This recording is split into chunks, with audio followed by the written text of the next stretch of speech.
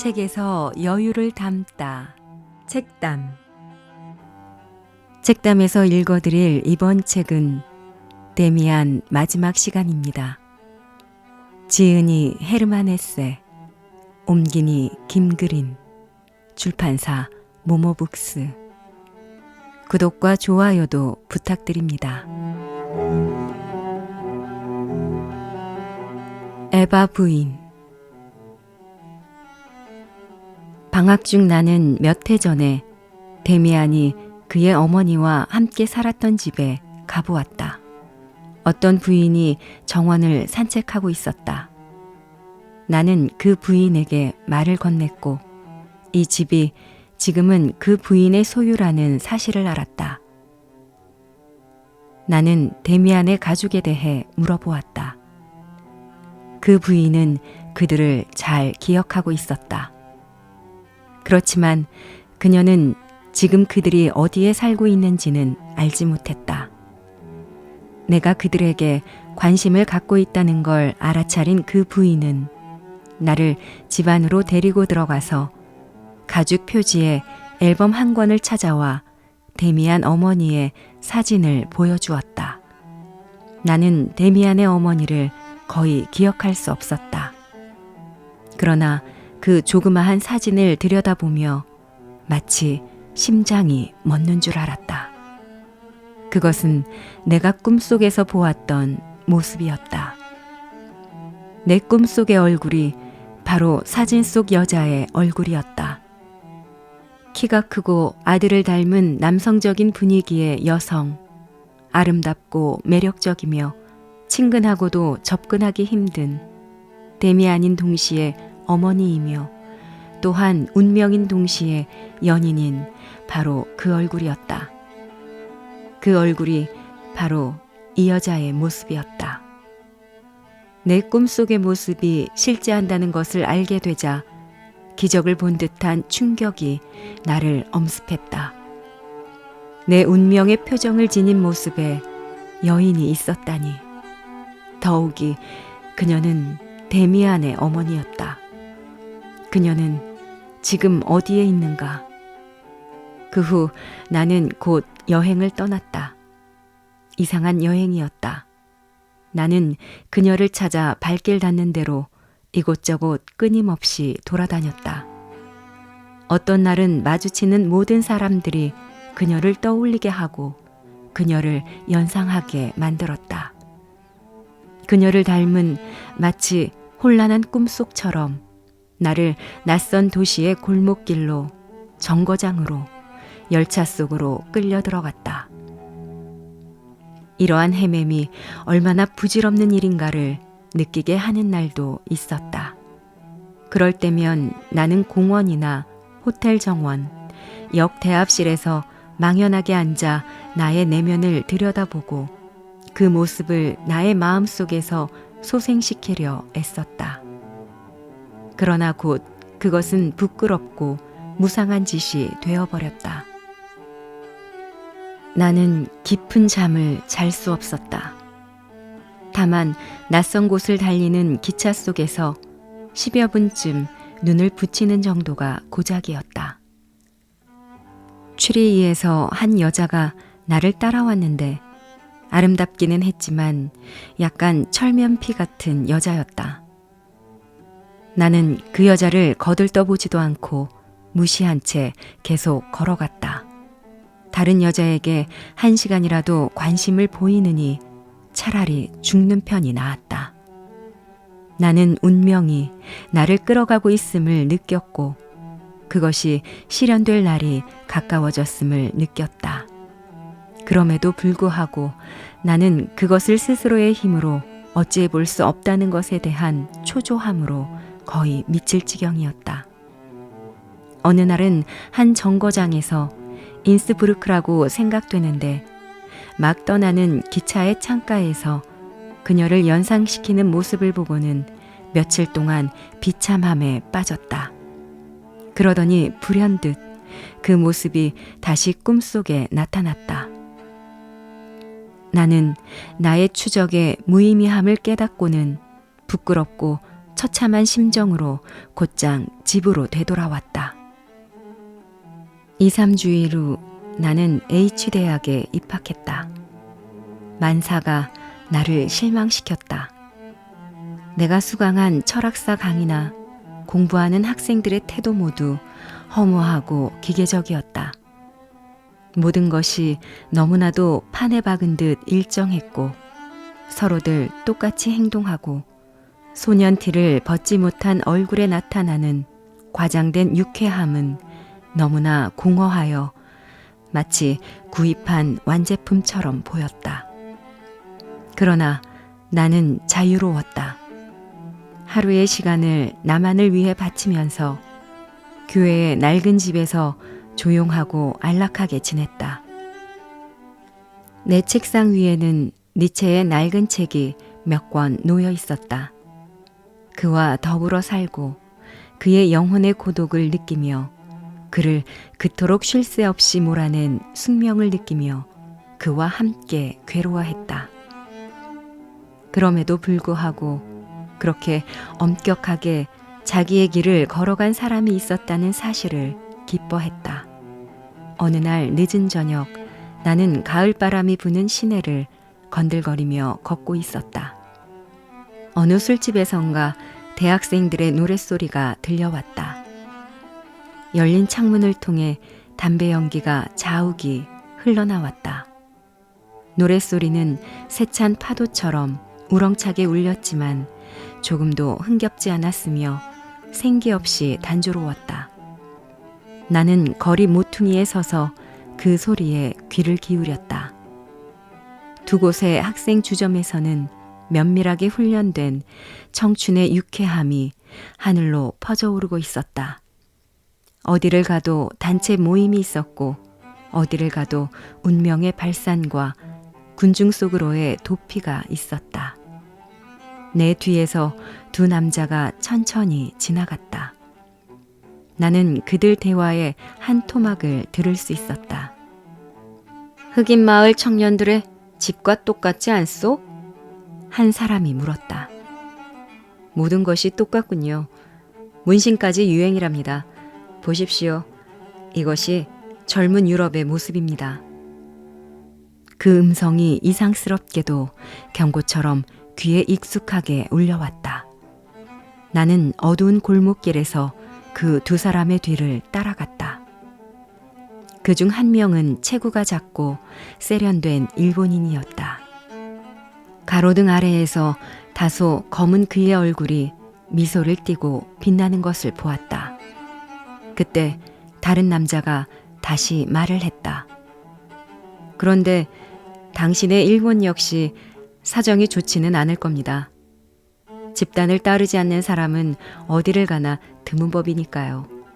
여기에도 간혹 그런 사람이 있긴 합니다만 거의 말 한마디 한마디가 내게는 기쁨과 놀라움이었다.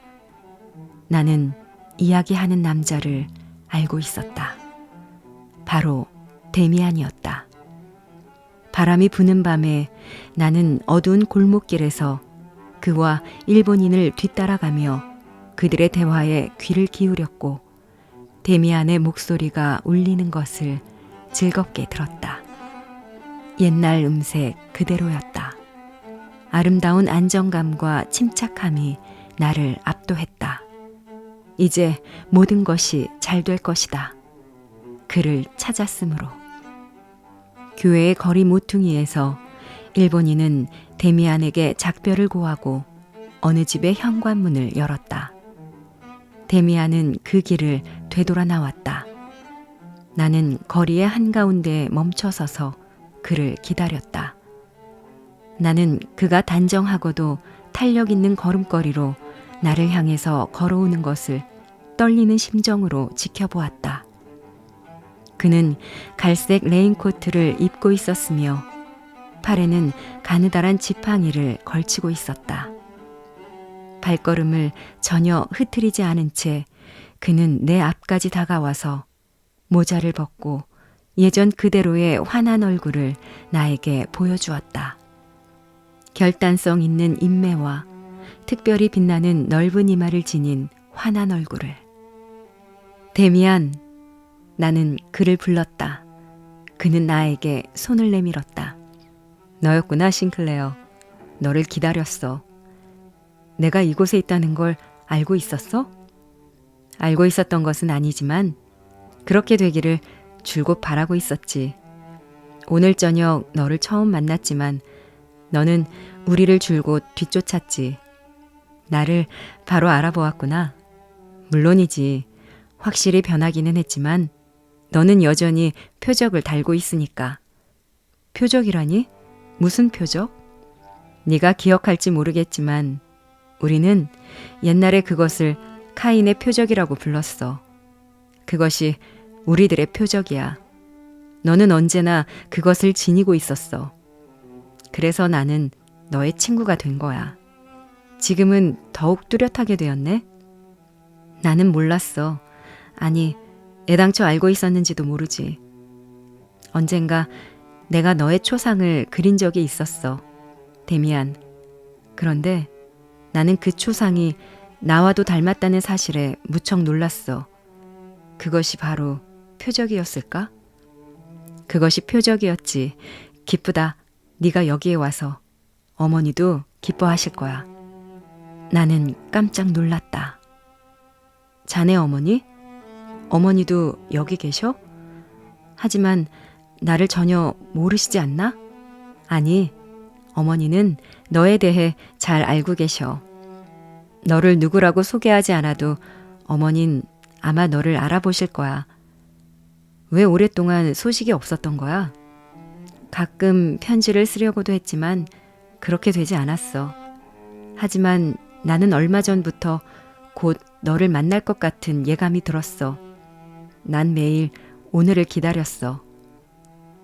그는 팔짱을 끼고 걸었다. 그의 차분함이 나의 내면으로 옮겨왔다. 우리는 곧 옛날처럼 짓거리기 시작했다.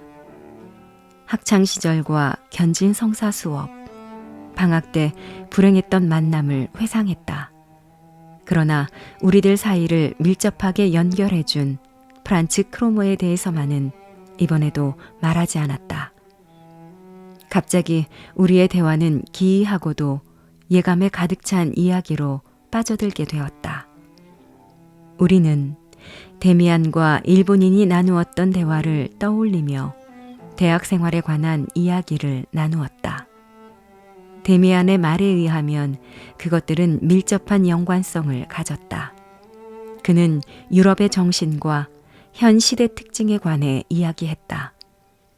그는 어디를 가도 단합과 집단 행동이 지배하고 있을 뿐 그 어디에도 자유와 사랑이 지배하는 곳은 없다고 말했다. 학생 단체와 합창단에서부터 국가에 이르기까지 이 모든 공동체는 강제적으로 결속됐으며 불안과 도피와 절망감에서 비롯된 공동체의 내면은 썩고 낡아 붕괴에 직면해 있다고 했다. 단합이란 데미안이 말했다. 좋은 것이기는 하지만 우리가 가는 곳마다 볼 수 있는 이런 식의 단합은 단합이라고 할 수 없어. 그것은 개인과 개인이 서로를 알게 됨으로써 새로이 탄생된다고 할 수 있는데 그것이 세계를 변화시킬 수 있는 거지. 인간들은 서로에 대한 두려움을 갖고 있기 때문에 서로의 품으로 도망쳐 오는 거야. 즉, 신사는 신사끼리, 노동자는 노동자끼리, 학자들은 학자들끼리 말이야. 그런데 그들은 왜 두려워할까? 사람은 흔히 자기 자신과 상대가 일치하지 않을 때 두려움을 느끼지. 그들은 자기 자신을 알지 못하기 때문에 두려움을 느끼는 거야. 내면을 알지 못하는 것에 대한 두려움을 품은 자들만의 공동체라니. 그들은 모두 자기 인생의 법칙이 더 이상 오늘날을 살아가는데 적합하지 않다는 것과 자기들이 쫓아서 살아가는 것이 로마 시대의 동판법과 같은 낡은 것이라는 것. 그들의 종교도 도덕도 어느 것 하나도 우리가 필요로 하는 것에 충분하지 않다는 사실을 느끼고 있어. 유럽은 수백 년간, 아니 그 이상의 시간 동안 그저 연구만 하고 공장만 세우고 있었거든. 한 사람의 인간을 죽이기 위해서 몇 그램의 화약이 필요한지는 정확히 알고 있지만 신에게 기도를 드릴 줄도 한 시간만이라도 즐겁게 보낼 수 있는지조차도 모르고 있는 거야. 학생 주점 같은 곳을 들여다봐. 또는 부자들이 드나드는 오락장이라도.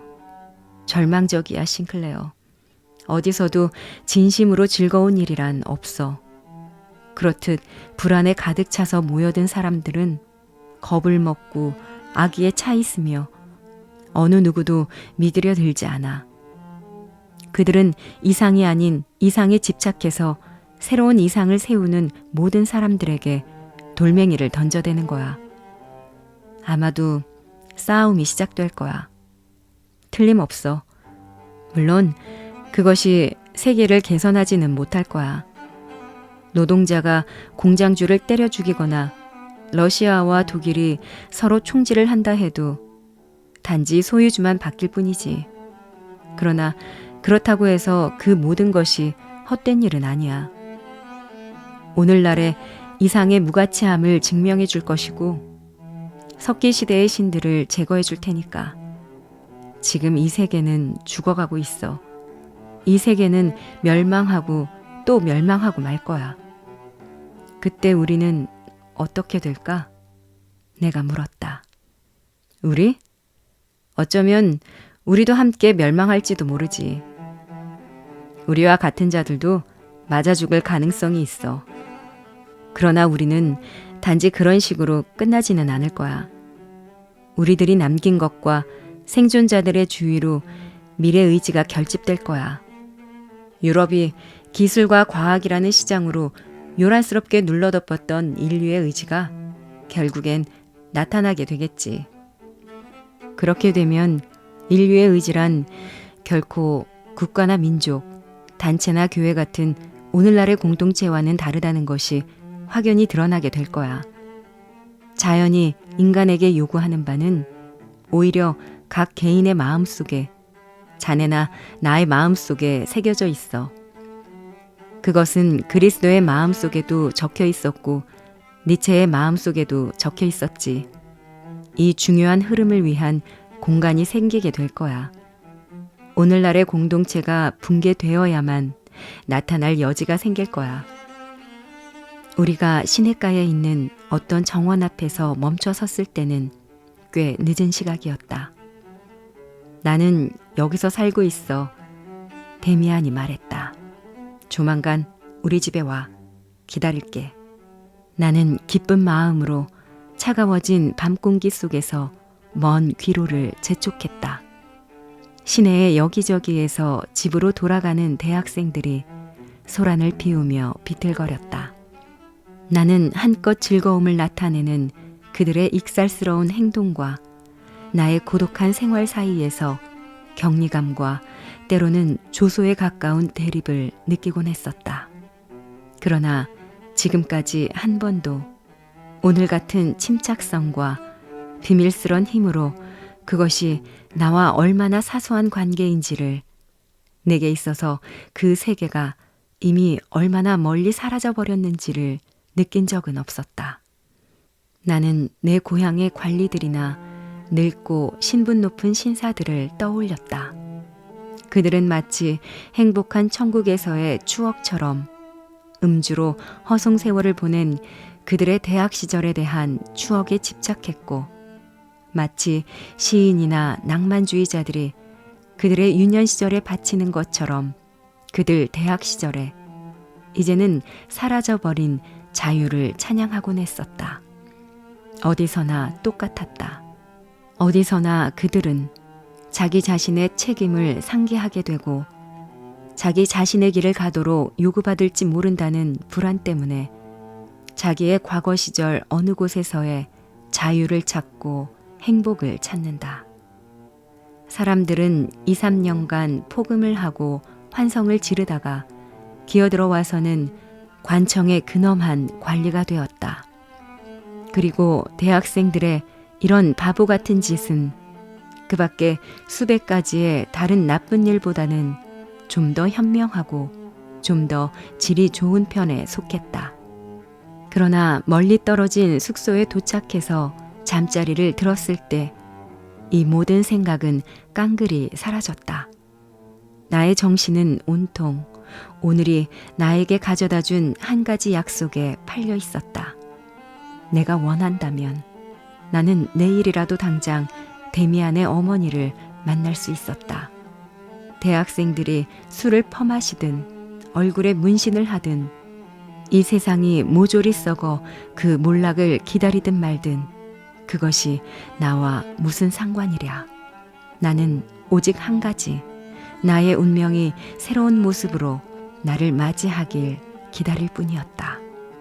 나는 다음 날 아침 늦게까지 고나게 잤다.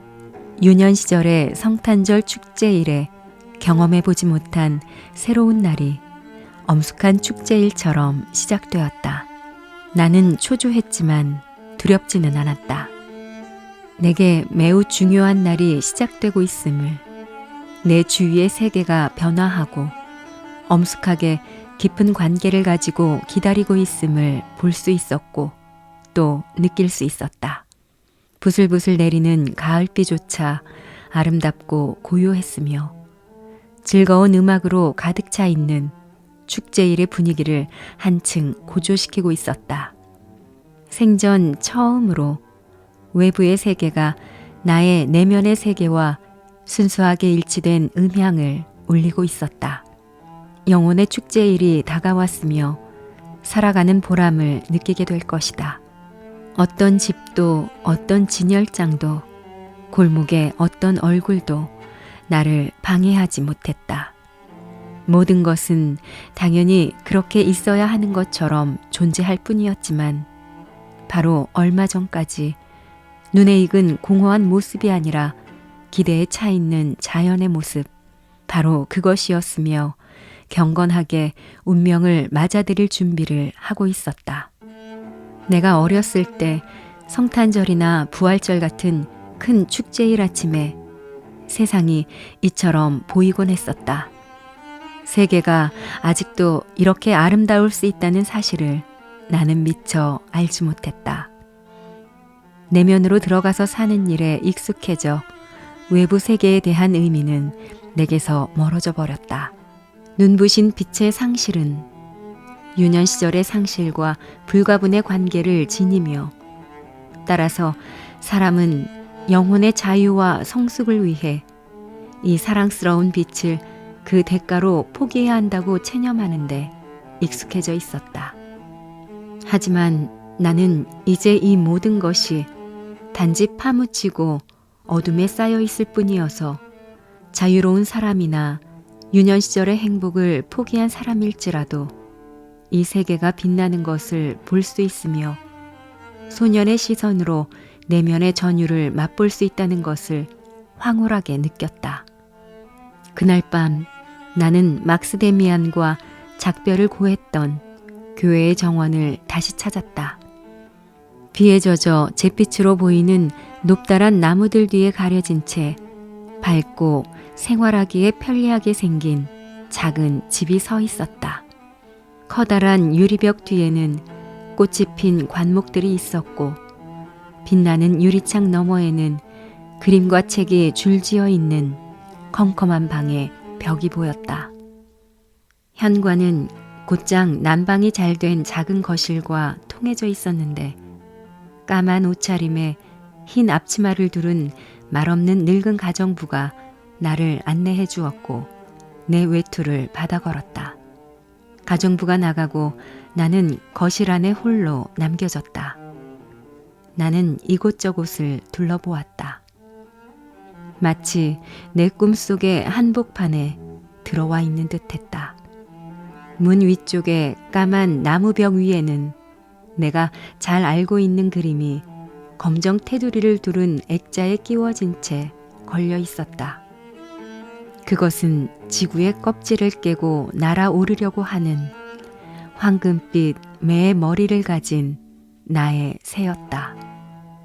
나는 감동하여 그 자리에 얼어붙은 듯 서 있었다. 마치 이 순간 내가 이제껏 행하고 경험했던 모든 일들이 해답과 시련으로서 내게 돌아오는 듯 기쁘면서도 동시에 슬픈 마음이 들었다. 번갯불처럼 빠른 속도로 수많은 이미지가 내 영혼을 스쳐 지나갔다. 현관문의 아치 위에 돌로 된 문장이 달려 있었던 고향의 집. 그 문장을 그리던 소년 데미안. 두려움에 떨며 크로모의 속박에 매여 있던 어린 소년으로서의 나 자신. 조용한 기숙사 한 구석에서 동경의 새를 그리며 영원히 제 스스로의 그물에 뒤얽혀 있던 청년으로서의 나 자신. 이 모든 것들이, 이 순간까지의 그 모든 것들이 나의 내면에서 다시 긍정되고 시인되고 확인되었다. 촉촉이 젖어드는 눈으로 나는 나의 그림을 바라보며 내 자신의 마음을 읽고 있었다. 그때 나는 눈길을 내려뜨렸다. 새의 그림 아래 열린 문 앞에 검은 옷을 입은 키 큰 부인이 서 있었다. 바로 그 사람이었다. 나는 한마디도 할 수 없었다. 그녀의 아들을 닮은 시간과 나이를 초월한 활기와 의지에 넘친 아름답고 기품 있는 부인이 나를 보며 정답게 미소 짓고 있었다. 그녀의 눈길은 충족이었고 그녀의 인사는 귀향을 의미했다. 나는 아무 말 없이 그녀에게 두 손을 뻗었다. 그녀는 힘있고도 따스한 두 손으로 내 손을 잡아주었다. 싱클레어군요. 한눈에 알아보았어요. 잘 왔어요. 그녀의 음성은 낮고 따스했다. 나는 감미로운 포도주를 마시듯 그녀의 음성을 들이켰다. 그러고는 시선을 들어 그녀의 고요한 얼굴과 검고 신비한 두 눈을 들여다보고 신선하고 성숙한 입과 표적을 달고 있는 넓고 아름다운 이마를 바라보았다. 얼마나 기쁜지 모르겠습니다. 나는 이렇게 말하면서 그녀의 두 손에 입을 맞추었다. 한평생 길 위에서 헤매다가 이제야 집에 돌아온 기분입니다. 그녀는 어머니 같은 미소를 지었다. 아무도 집으로 돌아갈 수는 없어요. 그녀는 아주 다정스럽게 말했다. 그러나 친밀한 두 길이 함께 뻗어 있을 때는 온 세계가 잠시 동안 고향처럼 느껴지게 되지요. 그녀는 이곳을 찾아오는 동안 내가 느꼈던 것을 말하고 있었다. 음성이나 이야기하는 태도가 아들과 매우 비슷했다. 그러나 어찌 보면 전혀 달라 보이기도 했다. 모든 것이 더욱 성숙했으며 더욱 따스했고 한결 더 분명하게 느껴졌다. 옛날 데미안이 전혀 소년처럼 보이지 않았듯이 그의 어머니도 성장한 아들이 있는 어머니처럼 보이지 않았다. 얼굴과 머리카락 위에 감도는 숨결은 젊고 감미로웠으며 황금빛 살결은 생기 넘쳤다. 주름살이라고는 없었고 그 입은 마치 꽃처럼 피어 있었다. 그녀는 내가 꿈속에서 본 것보다 훨씬 더 위풍 있는 모습으로 내 앞에 서 있었다. 그녀 가까이에 있는 것은 사랑의 행복이었고 그녀의 따스한 시선은 벅찬 충족감을 안겨주었다. 이것이 나의 운명이 내게 보여준 새로운 모습이었다. 더 이상 엄격하거나 고독하지 않았으며 오히려 성숙했고 기쁨에 넘쳤다. 나는 새삼스럽게 다시 결심할 필요도 없었고 아무것도 바라지 않았다. 나는 목적지에 도착했으며 그것으로부터 더욱더 앞으로 나아가는 길이 바로 가까이에 행복의 나뭇가지의 그림자처럼 어려 있었다. 나의 앞날이 어떻게 펼쳐진다 하더라도 지금 여기에서 이 부인을 만나 그녀의 음성을 음미하며 그녀 가까이에서 숨 쉴 수 있다는 것만으로도 나는 행복했다. 그녀가 내게 있어서 어머니나 연인이 된다 하더라도 그녀가 단지 여기에 있다는 것만으로도 충분했다. 나의 길이 그녀의 길 가까이에 있다는 것만으로도 나는 좋았다. 그녀는 내가 그린 매의 그림을 가리켰다. 당신이 이 그림을 보내왔을 때처럼 데미안이 기뻐한 적이 없었어요. 그녀는 생각에 잠겨 말했다. 내게도 물론 그랬죠. 우린 당신을 기다렸어요. 이 그림을 받았을 때 우린 당신이 우리들에게 오고 있다는 것을 알았죠. 당신이 아직 조그만 소년이었을 때 말이에요, 싱클레어. 하루는 데미안이 학교에서 돌아와서 말하더군요. 이마에 표적이 있는 애가 있어요. 그는 틀림없이 내 친구가 될 거예요. 라고 말이에요. 그 애가 바로 당신이었어요. 그러나 당신은 쉽지 않았죠. 하지만 우린 언제나 당신을 믿고 있었답니다. 언젠가 한 번 방학 때 당신이 집에 돌아왔을 때 데미안과 만난 적이 있었죠. 당신이 아마 16살쯤 되었을 때일 거예요. 그 애가 그 일에 대해서 이야기해 주더군요. 나는 말을 가로막았다. 오, 맙소사. 그때의 이야기를 당신에게 해주었다고요? 그때가 저에겐 가장 비참하던 시절이었어요. 알아요.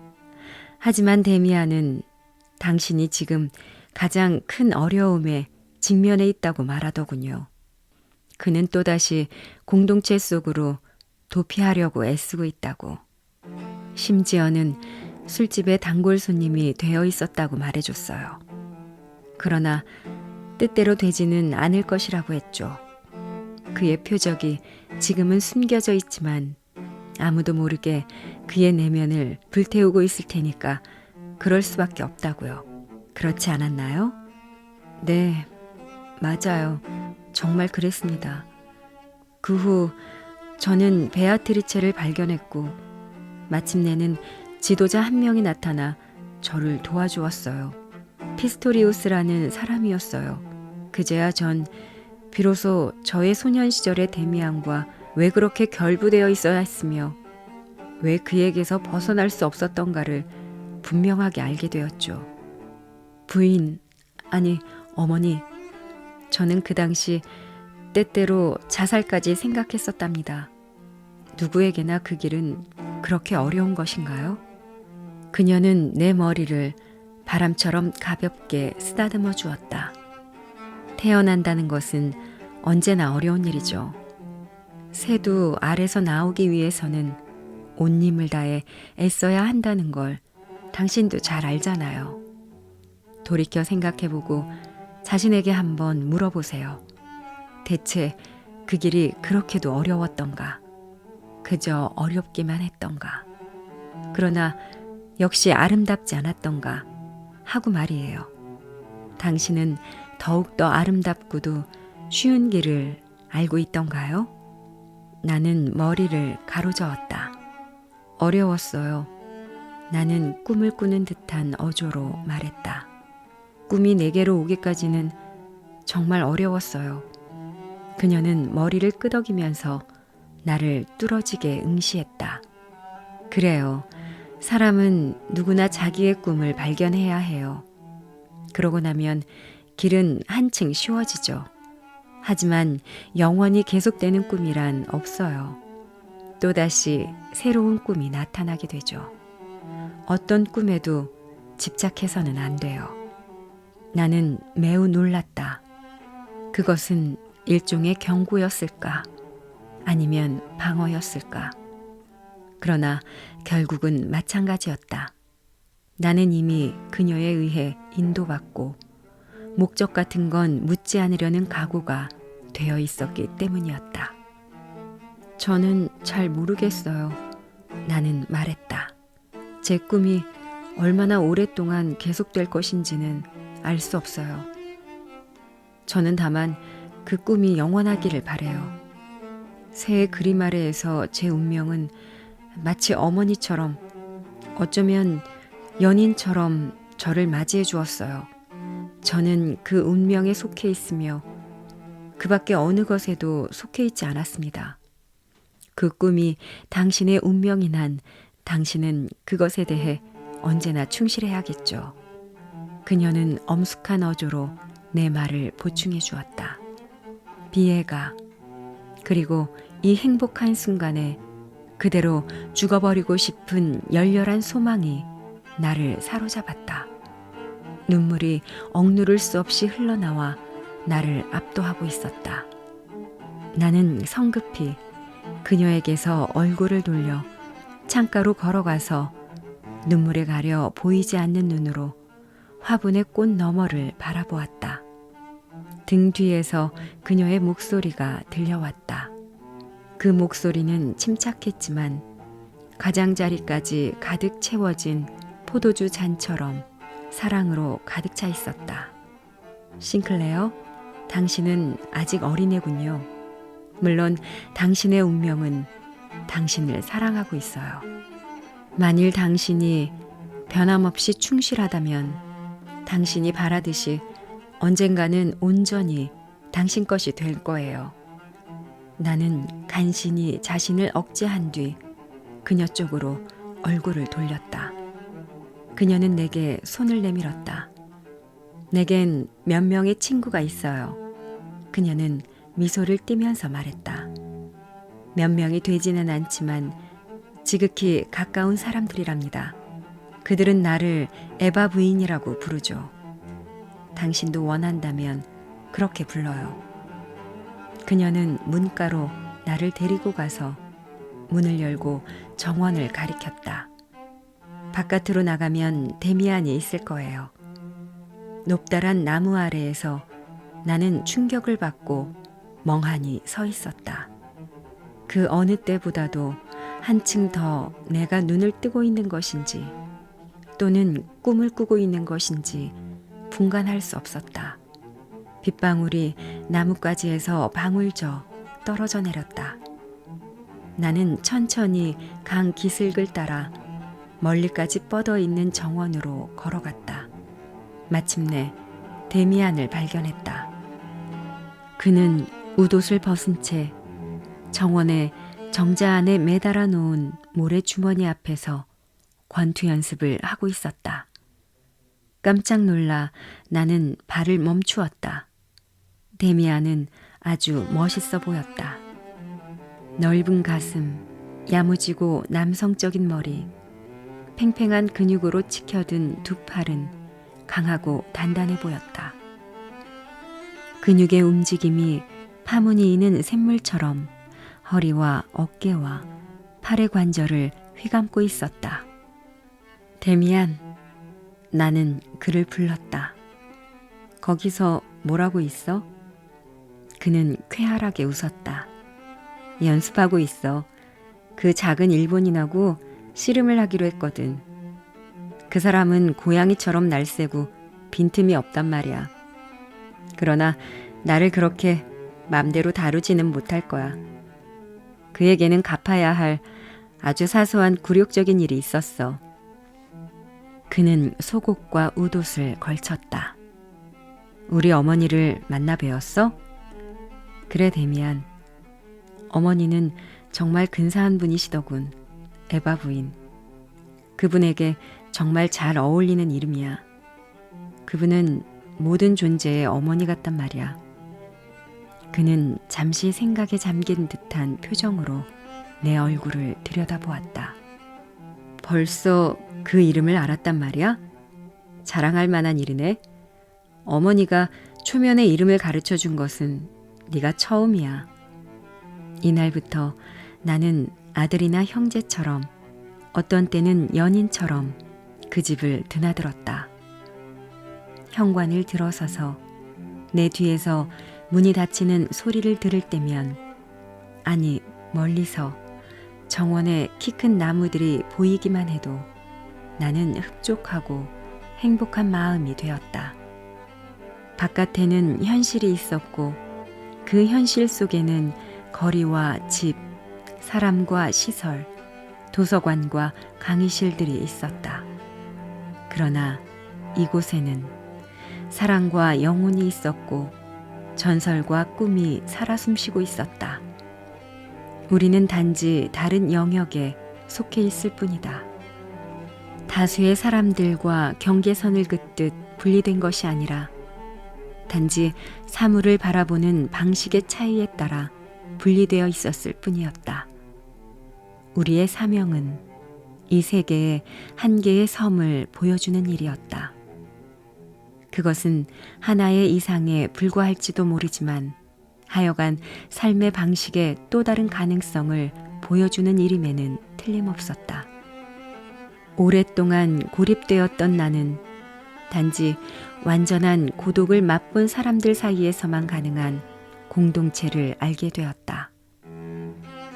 나는 결단코 행복한 사람들의 잔치나 흥겨워하는 사람들의 축제로 되돌아가기를 바라지 않았고 다른 사람들의 공동체를 보더라도 부러워하거나 향수를 느끼지 않았다. 그렇게 나는 차츰 표적을 달고 있는 사람들의 내밀한 냉정에 동조하게 되었다. 표적을 지니고 있는 우리들은 세상 사람들로부터 이상스럽다든지 미쳤다든지 위험하다고 여겨지고 있을지도 모른다.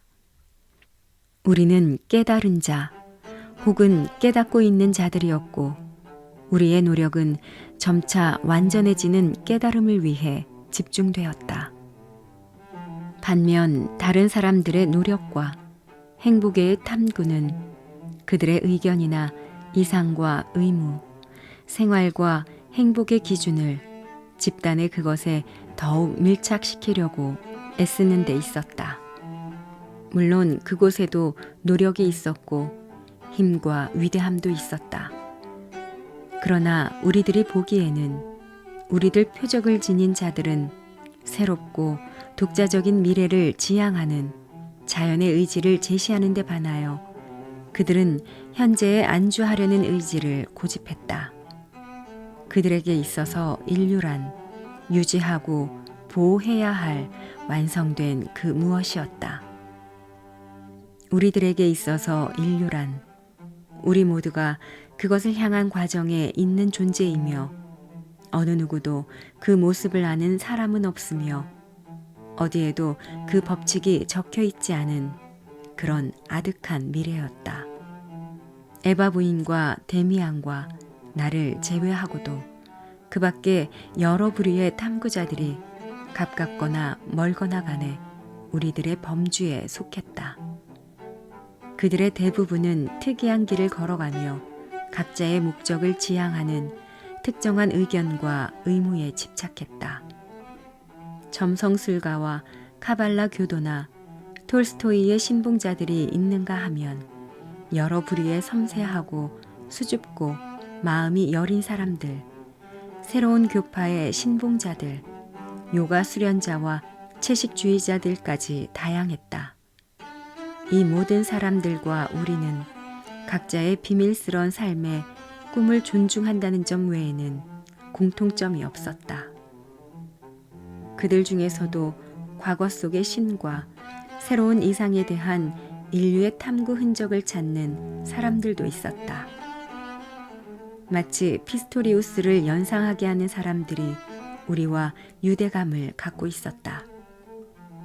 그들은 고대 언어의 원서를 가져와 번역했고 고대의 상징물이나 의식의 도해를 보여주면서 이제까지 인간이 소유했던 이상이란 결국 모두가 무의식적인 영혼의 꿈에서 미래 가능성의 예감을 따랐던 것임을 깨닫게 해주었다. 이렇게 해서 우리는 고대 세계에 1000개의 머리를 가진 신부터 기독교적인 개종의 여명에 이르기까지 다양한 무리의 신들을 섭렵할 수 있었다. 우리는 종교가 고독하고 경건한 사람들의 고해에서 민족과 민족으로 옮겨간 종교의 변천을 잘 알게 되었다.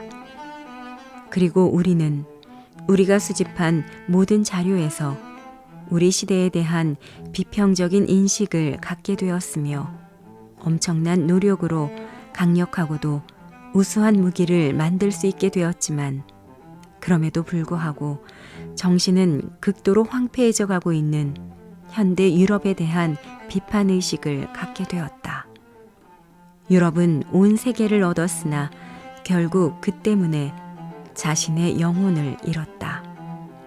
우리 중에도 물론 약간의 희망과 구원론을 신봉하는 자들이 있었다. 유럽을 개종시키려는 불교 신자들이 있는가 하면 톨스토이 신봉자와 그 밖에 여러 종파의 추종자들이 있었다. 우리들은 이들의 의견에 귀 기울였지만 이들 교의들의 어느 것도 상징 이외의 다른 것으로 받아들이지는 않았다. 표적을 가진 우리들은 미래의 모습에 대한 아무런 책임이 없었다.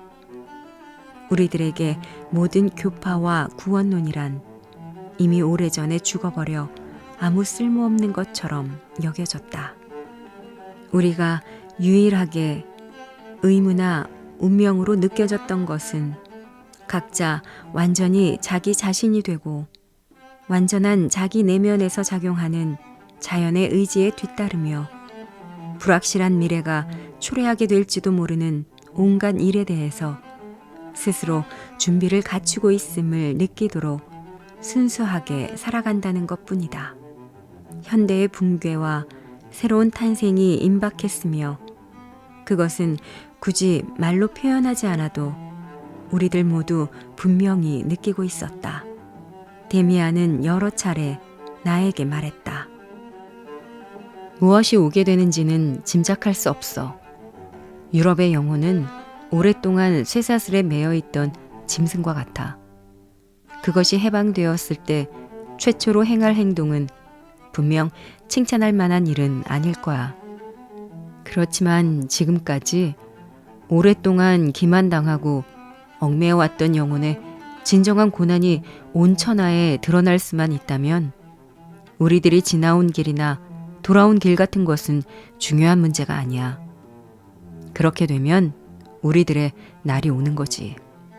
새로운 지도자나 입법자로서가 아니라 오히려 의지자로서 운명이 부르는 곳이라면 어디든지 동행하고 그곳에서 있을 각오가 되어 있는 그런 사람으로서 필요하게 될 거야. 모든 사람들은 만약 그들의 이상이 위협받고 있다면 상식적으로 할 수 없는 짓을 할 의지가 있어. 그러나 새로운 이상이 위험하며 흉측하게 느껴질지도 모르는 성장의 움직임이 문을 두드릴 때 거기에 있을 사람은 아무도 없을 거야. 그때 그곳에 나타나 함께 동행할 소수의 사람들이 바로 우리인 거야. 그것을 위해 우리는 표적을 달고 있지. 공포와 증오를 일으켜 그 당시의 인류를 좁다란 정원에서 위험한 넓은 세계로 몰아가기 위해 카인이 표적을 지니고 있었던 것처럼 말이야. 인류의 역사에 영향을 끼친 사람들은 모두 그들이 운명에 대해 준비하고 있었기 때문에 유능하고 활동적이었어. 모세와 부처가 그러했고 나폴레옹과 비스마르크도 그러했지. 그 사람이 어떤 파도에 휩쓸리는가, 어떤 극점에 의해서 지배를 받는가 하는 것은 그 사람 자신이 선택할 수 있는 일은 아니야. 만약 비스마르크가 사회 민주주의자들을 이해하고 그들의 의견에 동조했다면 그는 영리한 지배자는 될 수 있었어도 운명적 인물은 될 수 없었을 거야. 나폴레옹이나 카이사르, 로욜라, 다른 모든 사람들도 그랬던 거야. 사람들은 그것을 언제나 생물학적이며 진화론적으로 접근해 볼 필요가 있어. 지구의 표면에 커다란 변혁이 일어나서 수상동물을 육지로, 육상동물을 물속으로 밀어넣었을 때 그런 새롭고도 전대미문의 일을 수행하고 새로운 적응을 통해 그들 종족을 구할 수 있었던 것은 운명적으로 각오를 갖추고 있던 표본들이 있었기 때문이었어. 그들이 자기 종족 가운데서 보수적이고 보존적인 성향을 가진 사람이었는지 아니면 오히려 기이한 별종이나 또는 혁명적인 성향을 가졌었는지 우리가 알 수는 없어. 그렇지만 그들은 준비되어 있었고 그렇기 때문에 새로운 과정으로 넘어가면서도 자기의 종족을 구할 수 있었던 거야. 우린 그 점을 잘 알 수 있지. 그래서 우리도 준비를 하려는 거야. 우리가 그런 대화를 나눌 때 때때로 에바 부인이 함께 있었다. 그러나 그녀 스스로 이런 식으로 이야기하지는 않았다. 그녀는 자기의 의견을 펼치는 우리들을 신뢰와 이해심을 가지고 경청하는 동시에 반향이 되어 주었다. 그러한 생각들이 모두 그녀로부터 비롯되어 다시 그녀에게로 되돌아가는 것처럼 보였다. 그녀 가까이 앉아 있거나 때로 그녀의 목소리를 듣고 그녀를 에워싸고 있는 성숙함과 영혼의 분위기에 한몫 끼는 일이 나에게는 더할 수 없는 행복이었다. 나의 내면에서 어떤 혼돈이나 변화, 혁신이 일어나면 그녀는 금방 그것을 알아차렸다. 자면서 꾸는 꿈조차 그녀로부터의 영감에 의한 것이 아닌가 생각되었다. 나는 그녀에게 꿈 이야기를 하곤 했는데 그 꿈은 그녀에겐 이해가 쉽고 자연스러웠으며 그녀가 정확히 파악할 수 없는 기상천외한 일이란 존재하지 않는 듯했다. 얼마 동안 나는 마치 우리들이 나눈 일상 대화의 복제와도 같은 꿈을 꾸었다. 온 세계가 혼란에 빠지고 나 혼자나 또는 데미안과 함께 긴장하며 위대한 운명을 기다리는 꿈을 꾸었다. 운명은 그 모습을 갖춘 채였지만 어딘지 에바 부인의 표정을 지니고 있었다. 그녀에 의해서 선택되거나 혹은 배척당하는 것, 그것이 바로 운명이었다. 그녀는 미소를 띠면서 말했다. 당신의 꿈은 완전하지 않군요. 싱클레어, 당신은 가장 중요한 것을 잊어버렸어요. 그 말을 듣고 나서야 잊어버린 부분이 생각났다. 내가 어떻게 그것을 잊을 수 있었는지 이해되지 않았다. 때때로 나는 불만을 느꼈고 욕구로 고민하곤 했다. 그녀를 끌어안지도 못하면서 그녀를 가까이에서 그저 지켜보기만 한다는 것은 더 이상 참을 수 없다는 생각이 들었다. 그녀도 곧 그것을 알아차렸다. 한 번은 내가 며칠 동안이나 찾아가지 않았다가 어수선한 마음으로 다시 그녀를 찾아갔을 때 그녀는 나를 한쪽으로 데리고 가서 말했다. 당신은 당신이 믿지도 않는 소원에 정신을 팔아서는 안 돼요. 당신이 무엇을 소원하고 있는지 나는 잘 알고 있어요. 당신은 이 소원을 버리거나 아니면 완전하고 올바르게 바라지 않으면 안 돼요. 만약 당신이 그 소원 성취를 마음속에서 완전히 확신할 정도로 바랄 수 있다면 그땐 그 소원을 성취할 수 있게 될 거예요. 그러나 지금 당신은 소원을 하고 있으면서도 다시 후회하고 또 두려워하고 있어요. 이 모든 것을 극복할 수 있어야 해요. 내 이야기를 들려줄게요. 그녀는 별에 반한 한 젊은이의 이야기를 해주었다. 그는 바닷가에 서서 손을 뻗어 별에 예배했고 별의 꿈을 꾸고 별에게 자기의 생각을 보냈다. 하지만 그는 사람이 별을 끌어안을 수 없음을 알고 있었다. 그는 이루어질 희망도 없이 별을 사랑하는 것이 자기의 운명이라 생각하고 체념의 시를 썼으며 자기를 개선하고 정화시킬 생명의 시 한 편도 지었다. 그러나 그의 꿈은 모두 별을 향했다. 어느 날 밤 그는 다시 바닷가에 높은 벼랑 위에 올라 별을 바라보며 별에 대한 사랑을 불태웠다. 그리움이 절정에 달한 순간 그는 별을 향해 허공으로 뛰어들었다. 그는 도약하는 순간 다시 한번 번개처럼 생각했다. 정말 불가능한 일이다라고. 그는 바닷가에 떨어져 산산조각이 난 채 죽어버렸다. 그는 사랑하는 법을 터득하지 못했다. 만약 그가 뛰어올랐던 그 순간 그 일이 이루어질 수 있다는 확실하고 단단한 믿음이 있었다면 그는 하늘로 날아 올라가서 별과 하나가 될 수 있었을 터였다. 사랑은 구걸해서는 안 되는 거예요. 그녀는 심각하게 말했다. 또 요구해서도 안 되죠. 사랑은 자신의 내면에서 확신에 이를 수 있는 힘을 갖고 있어야 해요. 그렇게 되면 그것은 끌려가는 것이 아니라 끌어당기게 되는 거죠. 싱클레어, 당신의 사랑은 나에 의해서 끌리고 있어요. 당신이 나를 끌어당기게 되면 나는 가겠어요. 난 아무런 선물도 드리고 싶지 않아요. 당신에게 획득당하고 싶은 거예요. 그러나 다음번에는 그녀는 나에게 다른 이야기를 해주었다.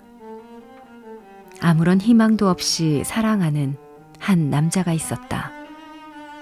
그는 자기의 영혼 속에 완전히 틀어박혀 사랑한 나머지 불타 없어질 것 같다고 느꼈다.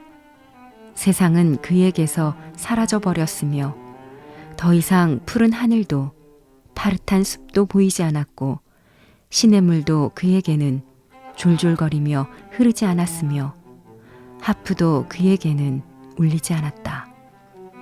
모든 것이 그에게서 사라졌고 그는 가난하고 비참해졌다. 그러나 그의 사랑은 날이 갈수록 커져 자기가 사랑하는 여자를 소유할 수 없다면 차라리 죽어버리거나 파멸하고 싶은 지경에까지 이르게 되었다. 그때 그는 사랑이 자기 내면에 있는 모든 것을 불태워버렸음을 느꼈다.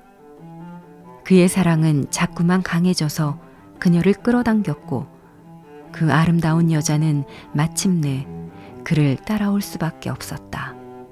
드디어 그녀가 왔고 그는 그녀를 자기에게로 끌어당기기 위해 두 팔을 활짝 벌렸다. 그러나 막상 그 여자가 그의 앞에 왔을 때 그녀는 아주 달라져 있었다. 그는 자기가 잃어버린 온 세계가 다시 자기에게로 돌아온 것을 느끼며 전율했다. 그녀가 그의 앞에 서서 그에게 몸을 맡겨오자 하늘과 숲과 시내 이 모든 것들이 새롭게 빛나며 생생하고도 화창하게 그에게 다가와서는 그의 것이 되었고 그의 말을 속삭였다. 그는 여인을 얻었을 뿐 아니라 그의 마음속에 온 세계를 지니게 되었다. 하늘의 모든 별들은 그의 내면에서 타올랐고 그의 영혼을 통해 환희의 불꽃을 태웠다. 그는 사랑을 했다. 자기 자신을 발견한 것이다. 그러나 대부분의 사람들은 자기를 잃어버리기 위한 사랑을 한다. 에바 부인에 대한 사랑이 내게는 내 삶의 유일한 의미처럼 느껴졌다. 그러나 그것의 모양은 매일같이 달라졌다. 이따금 나는 나의 본성이 나를 이끌어 도달하려 애쓰고 있는 것은 그녀 개인이 아니라 나의 내면의 상징에 불과하며 그것은 나를 나의 내면으로 더욱더 깊이 끌고 들어가려고 한다는 느낌을 받았다. 그녀의 이야기는 나의 절박한 질문에 대하여 마치 내 속에 무의식적인 무엇인가가 대답하고 있는 것처럼 느끼기도 했다. 그녀 곁에서 관능적인 욕망에 불타올라 그녀가 만졌던 물건에 입을 맞춘 순간도 있었다. 그러나 점차로 관능적인 사랑과 정신적인 사랑이, 현실과 상징이 서로 겹치고 있었다. 내가 우리 집 내 방에서 그녀를 조용히 생각할 때면 그녀의 손이 나의 손 안에, 그녀의 입술이 내 입술 위에 있는 것처럼 느껴지는 경우도 있었다. 그녀 곁에서 그녀의 얼굴을 마주보며 이야기를 나누고 그녀의 목소리를 듣다 보면 그녀가 진정 현실적으로 존재하는지 아니면 꿈을 꾸는 것인지 분간되지 않을 때도 있었다. 나는 어떻게 하면 사랑을 지속적으로 간직할 수 있는가를 알아가기 시작했다. 나는 책을 읽으며 새로운 영감을 얻게 될 때도 있었는데 그것은 마치 에바 부인의 입맞춤과 똑같은 느낌이었다. 그녀가 내 머리카락을 쓰다듬어주고 성숙하고 향기로우며 따스한 미소를 지어주면 나는 마치 내면이 더 진일보한 느낌을 받았다. 내게 중요하고 숙명적인 모든 것들이 그녀의 모습으로 나타났다. 그녀는 나의 모든 사상으로 변신할 수 있었고 나의 모든 사상 또한 그녀로 변신할 수 있었다. 2주일 동안이나 에바 부인과 떨어져서 지내야 한다는 것은 틀림없이 고통스러운 일일 것이라는 생각이 들어 나는 부모님과 함께 지내야 할 성탄절 휴가가 반갑지 않았다. 그러나 휴가는 그다지 고통스러운 일이 아니었다. 집에 있으면서 그녀를 생각한다는 것은 멋진 일이었다. HC로 돌아와서도 나는 이 안정감과 관능적인 그녀의 존재로부터의 해방감을 즐기기 위해 이틀 동안이나 그녀 집을 찾지 않았다. 또한 나는 새로운 비유 방법으로 그녀와 결합하는 꿈을 꾸기도 했다. 그녀는 내가 강물이 되어 흘러들어가는 바다였다. 그녀는 별이었다.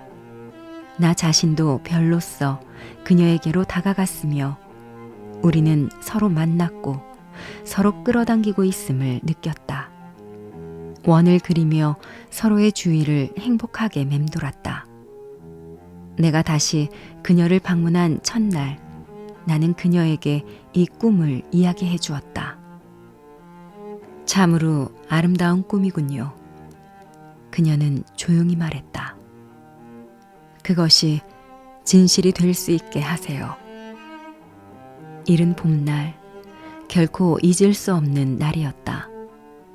내가 거실에 들어섰을 때 열린 창문으로 훈훈한 바람이 히아신스의 무거운 향기를 방 안으로 휘몰아 넣고 있었다. 아무도 없었으므로 나는 계단을 통해서 데미안의 서재로 갔다. 가볍게 문을 두드리고는 늘 그랬듯이 대답을 기다리지 않고 문을 열고 들어섰다. 방은 어두웠고 모든 창에는 커튼이 드리워져 있었다. 데미안이 화학 실험실로 이용하는 조그만 옆방으로 통하는 문이 열려 있었다. 그곳에서 먹구름 사이에 비치는 밝고 하얀 봄 햇살이 들어오고 있었다. 아무도 없다고 생각한 나는 무심코 한쪽 커튼을 젖혔다. 바로 그때 나는 커튼이 드리워진 창문 옆에 데미안이 이상스런 모습으로 의자에 웅크리고 앉아 있는 것을 발견했다. 언젠가 이런 모습을 본 적이 있었다는 느낌이 번갯불처럼 스쳐갔다. 그는 두 팔을 아무 움직임도 없이 내려뜨리고 무릎 위에 두 손을 놓은 채 앉아 있었다. 두 눈을 크게 뜨고 다소 앞으로 숙이고 있는 그의 얼굴은 무감각해 보였으며 눈동자에는 조그맣게 반짝이는 빛의 반사가 마치 한 조각의 유리처럼 생기 없이 반짝이고 있었다. 창백한 얼굴은 내면으로 깊이 침잠해 있었으며 몸서리 쳐지는 마비 상태 이외에 다른 표정이라고는 아무것도 찾아볼 수 없었다. 그것은 마치 사원 현관에 세워져 있는 태고적 짐승의 모습과도 같았다. 그는 거의 숨을 쉬지 않는 듯 보였다. 나는 되살아난 추억에 몸을 떨었다. 수년 전 내가 소년이었을 때 지금과 똑같은 그의 모습을 본 적이 있었다. 그의 두 눈은 내면을 응시하고 있었고 그의 두 손은 나란히 놓여 있었으며 파리 한 마리가 그의 얼굴 위를 기어다니고 있었다. 아마도 6년 전인 그때에도 그는 나이 들어 보였고 시간을 초월한 듯 보였다. 얼굴에 있는 주름살 하나도 그때와 다름이 없었다. 두려움에 사로잡힌 채 가만히 방을 나와 계단을 내려왔다. 거실에서 나는 에바 부인을 만났다. 그녀는 창백했고 피곤해 보였다. 그녀에게서 볼 수 없었던 표정이었다. 그림자가 창문을 스쳐 지나가자 눈부신 하얀 빛이 사라졌다. 데미안에게 다녀오는 길이에요. 나는 성급하게 소곤거렸다. 무슨 일이 생겼나요? 그가 잠을 자는 건지 아니면 무엇에 몰두하는 건지 잘 모르겠어요. 옛날에도 그런 모습을 본 적이 있었습니다만 물론 그 애를 깨우지는 않으셨겠죠? 그녀가 황급히 물었다. 그는 내가 들어가는 소리를 듣지 못했어요. 곧 되돌아 나왔어요. 에바 부인, 무슨 일인지 제게 말씀해 주실 수는 없나요? 그녀는 손등으로 이마를 쓰다듬었다.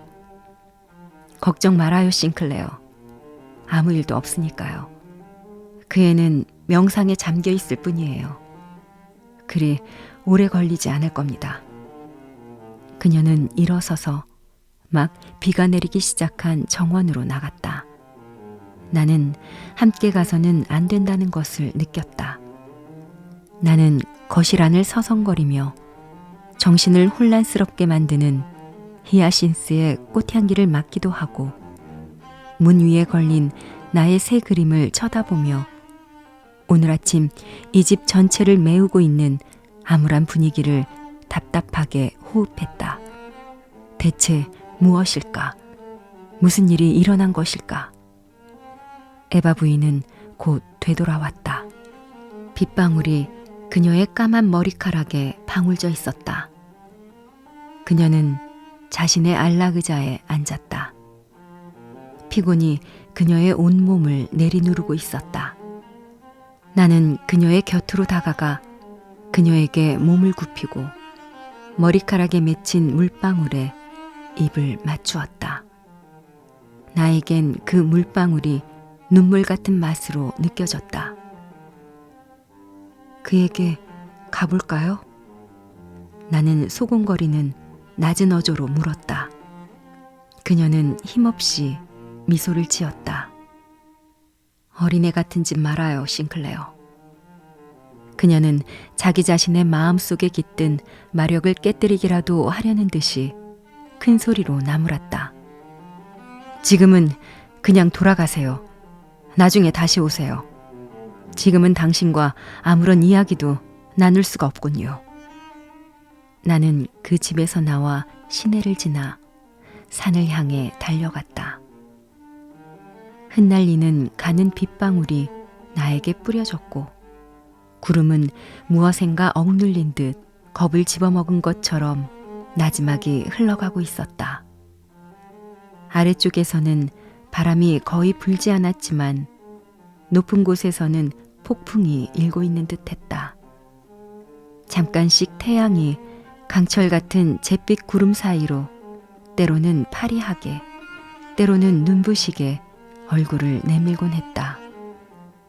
그때 하늘에서는 누런 구름이 뭉게뭉게 흘러가고 있었다. 구름이 잿빛의 벽에 부딪혔다. 몇 초 동안 바람이 누런 구름과 잿빛 하늘을 하나의 형상으로 한 마리의 거대한 새의 형상을 만들었다. 새는 푸른 혼돈으로부터 뛰쳐나와 훨훨 날개를 치며 하늘로 사라졌다. 그러자 폭풍이 몰아치는 소리가 들리고 비와 우박이 뒤섞여 쏟아졌다. 짧았지만 엄청나게 무서운 천둥 소리가 빗발에 얻어맞은 풍경 위로 울려 퍼졌다. 그러더니 곧 다시 햇살이 비쳐들고 갈색 숲 너머에 있는 산 위에 쌓인 눈이 비현실적으로 빛나고 있었다. 내가 흠뻑 젖은 채 바람에 떠밀려서 몇 시간 후에 되돌아오자 데미안이 현관문을 열어주었다.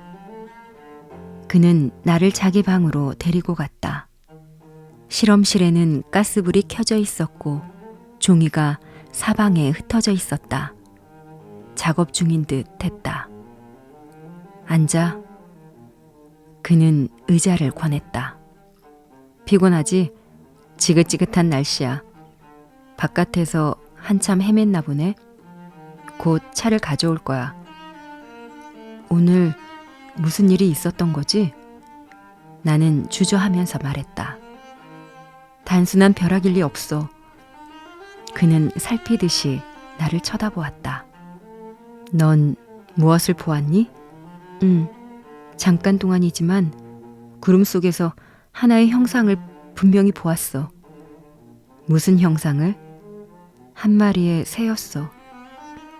황금매. 그것이었나? 네 꿈속의 새 말이야. 나의 매였어. 누렇고 굉장히 컸어. 곧 검푸른 하늘로 날아 들어가 버렸어. 데미안은 깊은 한숨을 내쉬었다. 문을 두드리는 소리가 들렸다. 늙은 가정부가 차를 가져왔다. 싱클레어, 차를 마셔. 나는 네가 그 새를 우연히 보았다고 생각하지 않아. 우연이라고? 그런 것을 우연히 볼 수 있을까? 그렇지. 우연히 볼 수는 없겠지. 그것은 무엇인가를 의미할 거야. 무엇을 의미하는지 알겠어? 아니, 나는 다만 그것이 변화를, 운명의 한 걸음을 뜻한다고 느낄 뿐이야. 그것이 우리 모두와 관계 있다고 생각해. 그는 성급한 걸음으로 이리저리 서성거렸다. 운명의 한 걸음이라고? 그는 큰 소리로 외쳤다. 나도 똑같은 꿈을 꾸었어. 어머니도 어제 똑같은 예감을 느끼셨다고 하더군. 나는 사다리를 타고 어떤 나무 줄기인가 탑인가에 올라가는 꿈을 꾸었어. 위에 올라가서 보니 그곳은 넓은 평야였는데 도시나 마을 할 것 없이 온 나라가 불타고 있었어. 전부를 이야기할 수 없어. 아직 모든 것을 뚜렷하게 파악한 게 아니니까. 꿈을 너와 연관지어서 해석해? 내가 물었다. 나와 연관지어서? 물론 그렇게 하지. 자기와 관련되지 않는 꿈을 꾸는 사람은 아무도 없어. 하지만 그 꿈은 나 개인에게만 관련된 것이 아니었어. 거기에 대해선 네 말이 맞아. 나는 내 영혼의 동요를 보여주는 꿈과 매우 드물긴 하지만 온 인류의 운명을 암시하는 꿈을 정확히 구별할 수 있어. 물론 그 꿈은 아주 드물게 꾸지. 예언이고 실현되었다고 말할 수 있는 꿈은 아직 꾼 적이 없어. 그런 꿈은 해석이 너무 애매하지. 그렇지만 나 개인에게만 관계된 것이 아닌 꿈을 꾸었다는 것만은 확실해. 다시 말하자면 그 꿈은 과거에도 여러 번 꾸었고 지금도 계속되고 있는 옛날의 다른 꿈에 속해 있는 거야. 이 꿈들은 싱클레어, 내가 전에도 너에게 이야기한 적이 있겠지만 예감을 얻는 꿈들이란 말이야. 우리들의 세계가 진정으로 부패했다는 것을 알고 있지만 그것만으로는 멸망이나 또는 그와 비슷한 일을 예언할 근거가 될 순 없는 거지. 그러나 나는 오래전부터 그것들로부터 이 세계의 붕괴가 다가오고 있다고 결론 짓거나 느끼거나 혹은 네가 어떤 식으로 이야기해도 좋지만 아무튼 그와 같은 것을 느낄 수 있는 그런 꿈을 꾸곤 했어. 그것은 처음엔 아주 약하고 희미한 예감에 불과했지만 갈수록 뚜렷하고 강해졌어. 아직도 나는 나와도 관련이 있는 어떤 거대하고 무서운 것이 다가오고 있다는 것 외에는 아무것도 몰라. 싱클레어, 우리들이 여러 차례에 걸쳐 이야기했던 일을 경험하게 될 거야. 이 세계는 스스로 혁신하려 하고 있어. 죽음의 냄새가 나. 죽음 없이는 어떠한 새로운 것도 있을 수 없는 법이니까. 그것은 내가 생각했던 것보다 더 끔찍스러운 일이야. 나는 깜짝 놀라 그를 물끄러미 바라보았다. 네 꿈의 나머지 부분을 내게 이야기해 줄 수 없겠니? 나는 조심스러운 태도로 부탁했다. 그는 머리를 설레설레 흔들었다. 그럴 수 없어. 이때 문이 열리고 에바 부인이 들어왔다. 여기에 함께 있었구나. 설마 슬퍼하고 있는 건 아니겠죠? 그녀는 다시 생기가 돌았고 피곤해 보이지 않았다. 데미안은 어머니에게 미소를 보냈다. 그녀는 겁에 질린 아이에게 다가오는 어머니처럼 그렇게 우리들에게 왔다. 우리는 슬퍼하고 있는 게 아니에요, 어머니. 우리는 그저 새로운 표적에 대해 이야기하고 있었어요. 그렇지만 물론 그것엔 아무런 표적도 붙어 있지 않아요. 오려고 하는 것은 갑자기 오겠죠. 그러면 우리는 우리가 알아야 할 것을 결국 알 수 있게 될 거예요. 그러나 나는 기분이 몹시 언짢았다. 작별을 고하고 혼자 거실을 지나갈 때 풍겨온 히아신스의 향기가 시들고 무미한 죽음의 냄새처럼 느껴졌다. 한 자락의 어두운 그림자가 우리들을 덮쳐온 것이다. 종말의 시작. 여름 학기 동안에도 H에 머무르고 싶다는 나의 뜻은 관철되었다. 집 안에 있는 대신 우리는 언제나 시냇가에 있는 정원에 나와 있었다. 씨름에 완전히 패배한 일본인은 돌아가 버렸고 톨스토이 신봉자도 오지 않았다. 데미안에게는 말이 한 필 있었는데 그는 매일 말을 탔다. 나는 종종 그의 어머니와 단둘이 있었다. 이따금 나는 이러한 내 생활의 평화에 깜짝 놀라곤 했다. 나는 너무나 오랫동안 고독했으며 체념하고 괴로움과 싸우는데 익숙해져 있었으므로 HC에서 지낸 몇 개월이 내게 있어서는 마치 안락하고 황홀하게 지내도록 허락된 꿈의 섬에서 보내는 시간처럼 느껴졌다. 나는 이것이 우리가 생각하는 새롭고 더욱더 높은 공동체의 전조임을 예감했다. 그러나 이러한 행복감에도 불구하고 종종 깊은 슬픔이 엄습해 왔는데 그것은 이러한 생활이 오래 지속될 수 없다는 것을 잘 알고 있었기 때문이다. 나는 풍요로움과 안락함 속에서 살아가도록 태어나지 않았다. 내겐 고뇌와 광분이 필요했다.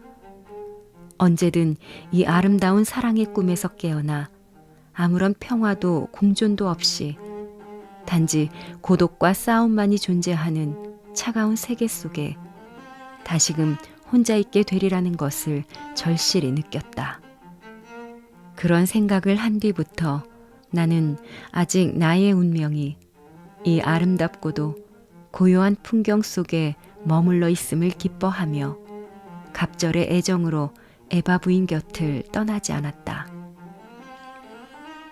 여름의 몇 주일은 빨리 너무나 쉽게 지나갔고 학기도 벌써 끝나가고 있었다. 머지않아 이별이 올 테지만 나는 이별을 생각하지 않았다. 그 일은 생각조차 하기 싫었고 꿀이 있는 꽃에 나비가 집착하듯이 그렇게 이 아름다운 날들에 집착했다. 행복한 시절이었고 내 인생 최초의 충족이었으며 공동체의 가입이었다. 다음에는 어떤 일들이 닥쳐올 것인가. 나는 또다시 싸워야 하고 동경에 괴로워하고 꿈을 꿀 것이며 고독해질 것이다. 그러던 어느 날 이러한 예감이 몹시 강렬하게 나를 엄습해왔다. 동시에 에바 부인에 대한 사랑이 갑자기 고통스러울 정도로 불타올랐다. 가슴이 저려왔다. 머지않아 나는 그녀를 만나지도 못할 것이고 집안을 거니는 그녀의 당당하고도 다정한 발걸음 소리를 듣지도 내 책상 위에서 그녀가 준 꽃을 볼 수도 없게 된다. 결국 나는 무엇을 얻었던가? 그녀를 얻는 대신 그녀를 영원히 나의 것으로 얻으려 싸우는 대신 꿈을 꾸었고 안락함에 내 몸을 맡기고 있었을 뿐이었다.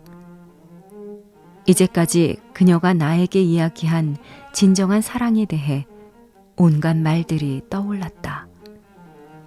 수많은 세련된 경고의 말들과 헤아릴 수 없이 많은 가벼운 유혹 또는 약속들이 불현듯 뇌리에 되살아났다. 그래서 결국 얻은 것이 무엇인가? 아무것도 없었다. 아무것도. 내 방 한가운데 서서 나는 모든 의식을 집중하여 에바 부인을 생각했다. 나는 그녀로 하여금 나의 사랑을 느끼게 하고 그녀를 나에게 끌어당기기 위해 내 모든 영혼의 힘을 집중했다. 그녀는 나에게로 와야 하며 나의 포옹을 열망하고 나의 입맞춤이 그녀의 성숙하고 사랑스러운 입술을 탐욕적으로 헤쳐 놓아야만 했다. 나는 선체로 손발이 차가워질 때까지 긴장을 늦추지 않았다. 몸에서 힘이 빠져나가고 있음을 느꼈다. 무언가 밝고 차가운 것이 나의 내면에 단단하게 응어리졌다. 나는 그 순간 가슴 속에 한 개의 수정을 품은 듯한 느낌을 받았다. 그리고 그것이 나의 자아임을 깨달았다. 냉기가 가슴까지 올라왔다. 그 무서운 긴장에서 깨어나자 나는 무엇인가가 다가오고 있음을 느꼈다. 나는 죽도록 피곤했지만 불타오르듯이 황홀하게도 에바 부인이 방 안으로 들어서는 모습을 볼 마음의 준비를 했다. 그때 말발굽 소리가 어지럽게 울려왔다. 아주 가까이에서 요란스럽게 들리더니 갑자기 멈췄다. 창가로 뛰어가 보니 데미안이 말에서 내리고 있었다. 나는 아래로 내려갔다. 무슨 일이야, 데미안? 설마 어머니께 무슨 일이 생긴 건 아니겠지? 그는 내 말을 거의 듣고 있지 않았다. 그는 매우 창백해 보였으며 그의 이마에서 양쪽 볼 위로 땀이 흘러내리고 있었다. 그는 헐떡이는 말의 고삐를 정원의 울타리에 메고는 나의 팔을 잡고 거리로 내려갔다. 소식 들었어? 나는 아무것도 몰랐다. 데미안은 나의 팔을 꽉 쥔 채 어둡고 연민에 가득 찬 이상한 시선으로 나를 바라보았다. 그래, 시작되었어. 물론 너도 러시아와의 긴장 상태를 알고 있었겠지만. 뭐라고? 전쟁이 일어났단 말이야? 나는 그렇게까지 되리라고는 생각하지 않았는데. 주위에는 아무도 없었지만 그는 아주 낮은 목소리로 말했다. 아직 정식으로 선전포고한 건 아니야. 하지만 전쟁이야. 내 말을 믿어. 나는 그날 이후 이 문제를 가지고 자네를 괴롭히진 않았지. 하지만 나는 그 뒤 3차례나 새로운 징조를 보았어. 요컨대 그것은 세계의 멸망도 아니고 지진도 아니며 혁명도 아니었어. 전쟁이었어. 넌 이 사태가 어떤 결과를 초래하게 될지 볼 수 있을 거야. 사람들에게는 기쁨이 될 거야. 벌써 전쟁이 일어난 것을 기뻐하는 사람들이 있어. 그들에겐 생활이 무의미해졌기 때문이지. 하지만 싱클레어, 이건 단지 시작에 불과해. 아마도 대전쟁, 굉장한 규모의 전쟁이 될 거야. 새로운 것이 시작되고 있어. 새로움은 낡은 옛것에 집착하는 사람들에게는 깜짝 놀랄 일이 되겠지만 넌 어떻게 할 생각이야? 나는 말문이 막혔다. 모든 것이 낯설고 실감나지 않았다. 나는 모르겠어. 너는? 그는 어깨를 움찔했다. 동원령이 내리면 나는 곧 입대할 거야. 나는 소위거든. 네가? 그럴 줄은 전혀 몰랐어. 그렇겠지. 나의 적응력의 하나지. 너도 잘 알겠지만 나는 언제나 다른 사람의 눈에 띄는 것을 좋아하지 않았어. 언제나 올바르기 위해서 좀 과다한 일을 해왔잖아. 난 일주일 안으로 전쟁터에 가게 될 거야. 맙소사. 감상적으로 생각해서는 안 돼. 물론 살아있는 사람에게 발포를 명령한다는 것은 즐거운 일이 아니야. 하지만 그것은 부차적인 문제에 불과해. 이제 우리들은 모두 커다란 수레바퀴 속에 휩쓸려 들어가게 될 거야. 너도 마찬가지겠지. 너도 분명 징집되겠지. 그럼 너희 어머니는 데미안? 나는 그제야 비로소 불과 15분 전에 있었던 일을 떠올렸다. 그 사이 세상은 얼마나 변해버렸는가. 감미롭기 그지없는 영상을 불러일으키려고 나는 모든 영혼을 모았는데 지금 운명은 위협적인 무서운 가면 뒤에서 나를 노려보고 있었다. 어머니? 어머니는 걱정할 필요가 없어. 어머닌 안전하실 거야. 이 세상 어느 누구보다 말이야. 넌 우리 어머니를 그렇게도 사랑하는 거야? 너도 알고 있었구나, 데미안. 그는 밝고 쾌활하게 웃었다. 이 어린 친구야, 물론 알고 있었지. 어머니를 사랑하지 않고서 에바 부인이라고 부른 사람은 아직 아무도 없었어. 그런데 어떻게 된 거야? 오늘 어머니나 나를 불렀지? 그렇지 않아? 그래, 불렀어. 나는 에바 부인을 불렀어. 어머닌 그걸 감지하셨어. 어머니가 갑자기 나더러 너에게 가봐달라고 부탁하시더군. 그때 마침 러시아에 관한 이야기를 나누고 있던 참이었어. 우리는 되돌아서 걸었으나 할 말이 별로 없었다. 그는 말을 타고 되돌아갔다. 2층 방에 들어와서야 비로소 나는 데미안이 전한 소식 때문에, 아니 그 이전의 긴장 때문에 내가 얼마나 기진맥진해 있는가를 느꼈다. 에바 부인이 내가 부르는 소리를 들었다. 마음속의 생각만으로 그녀에게 도달했다. 그녀가 직접 와줬더라면. 오지 않았다 해도 이 모든 것은 얼마나 기이하며 아름다운 일인가. 이제는 전쟁이 일어날 것이다. 데미안은 그것에 대해 이미 많은 것을 알고 있었다. 세계의 조류는 우리 곁을 스쳐 지나가는 것이 아니라 갑자기 우리의 가슴 한복판을 뚫고 흘러간다.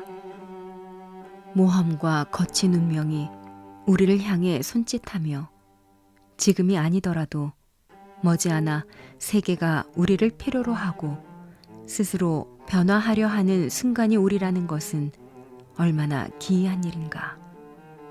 데미안이 옳았다. 감상적으로 그것을 받아들여서는 안 된다.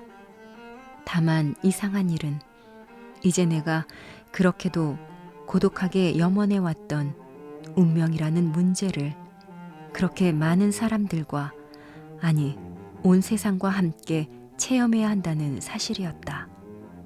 물론 좋다. 나는 마음의 준비를 끝냈다. 저녁 무렵 시내를 걸어갈 때 거리는 온통 흥분으로 들끓었다. 어디를 가도 전쟁이라는 말뿐이었다. 나는 에바 부인의 집으로 가서 정원의 정자에서 함께 저녁 식사를 했다. 내가 유일한 손님이었다. 아무도 전쟁에 대한 말을 꺼내지 않았다. 집으로 돌아가려 할 때 에바 부인이 내게 말했다. 친애하는 싱클레어, 오늘 당신이 나를 불렀죠. 왜 내가 직접 가지 않았는지는 잘 알 거예요. 이걸 잊지 마세요. 당신은 이제 부르는 법을 알게 된 거예요. 그러니 언제든지 표적을 지닌 누군가가 필요할 때는 부르세요. 그녀는 몸을 일으켜 정원의 황혼 속으로 걸어나갔다. 고요한 나무들 사이를 이 신비에 찬 여인은 아주 당당한 걸음으로 지나갔고 그녀의 머리 위에는 작은 뭇별들이 조용히 빛나고 있었다. 내 이야기의 끝이 가까워졌다. 사태는 급속히 진전되었다. 곧 전쟁이 시작되었고 데미안은 은혜색의 군복을 입은 낯선 모습으로 떠나갔다. 나는 그의 어머니를 집으로 데려다 주었다. 얼마 지나지 않아 나도 그녀와 작별하게 되었다. 그녀는 내게 입을 맞추고 잠시 나를 가슴에 끌어안았다.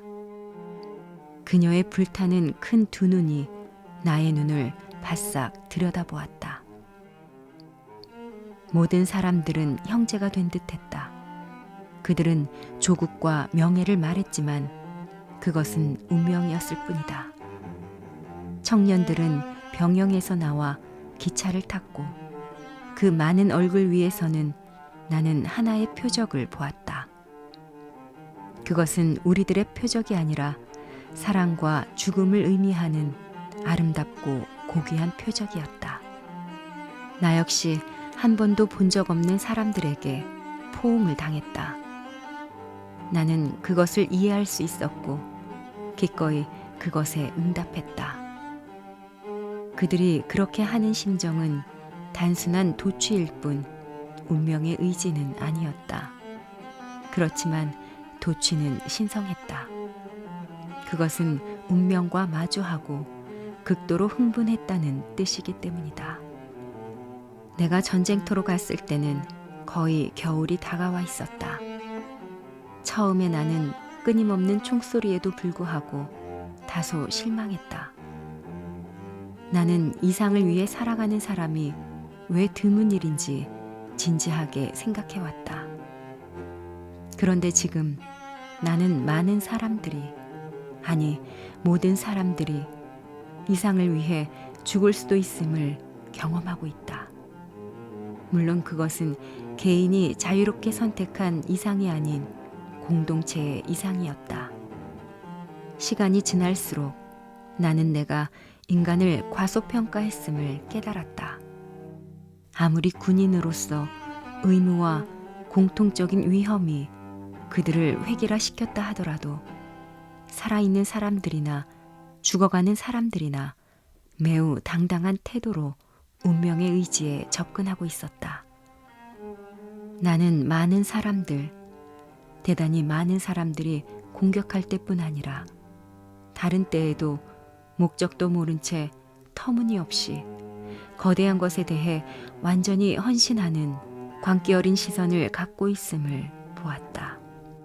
이런 사람들은 그들이 무엇을 원하든지 믿고 생각한다. 이들은 그것이 무엇이든지 간에 준비되어 있었고 미래를 형성할 때 그들을 필요로 하리라고 믿었다. 그리고 이 세계가 전쟁과 영웅주의, 명예나 낡아빠진 이상을 완고하게 고집하면 할수록 인간의 목소리는 더욱더 멀어졌다.